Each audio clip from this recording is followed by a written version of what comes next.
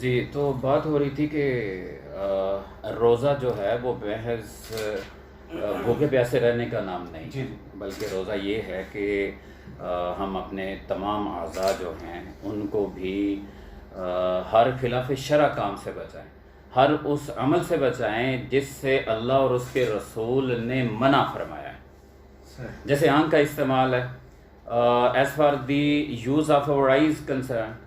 جہاں تک ہماری آنکھ کے استعمال کا تعلق ہے تو ہم اپنی آنکھ کو ہر اس حرام دیکھنے سے بچائیں جس سے اللہ اور اس کے رسول نے منع فرمایا ہے۔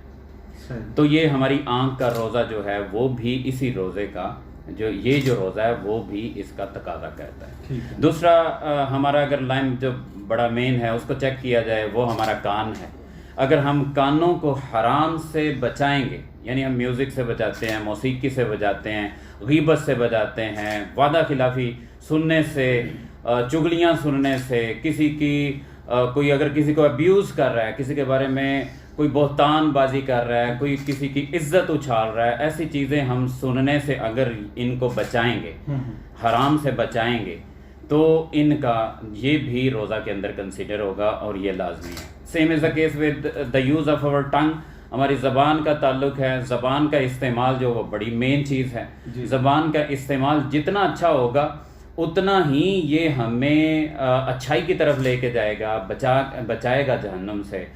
اور اس کا استعمال بڑا غلط ہے، جیسے ہم چغلیاں کھاتے ہیں، ہم جھوٹ بولتے ہیں، جھوٹ سے بچائیں، وعدہ خلافیوں سے بچائیں، ہم بیک بائٹنگ سے بچائیں، ہم بہتان بازی سے، الزام تراشی سے، چغل خوری سے، کسی کی عزت اچھالنے سے ہم اس کو بچائیں، تو یہ اس کا روزہ ہوگا۔ اسی طرح ہمارے ہینڈز ہیں، ہمارے ہاتھ ہیں، ان کا بڑا رول ہے، ہم اپنے ہاتھوں کو بچائیں، ہم ہاتھوں کو ہر اس کام سے بچائیں جس سے اللہ اور اس کے رسول نے منع فرمایا ہے، اس سے کوئی غلط نہ کریں، ہم چوری چکاری نہ کریں۔ Same is the case with our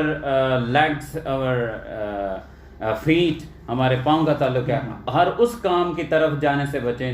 جس سے اللہ اور اس کے رسول نے ہمیں منع فرمایا۔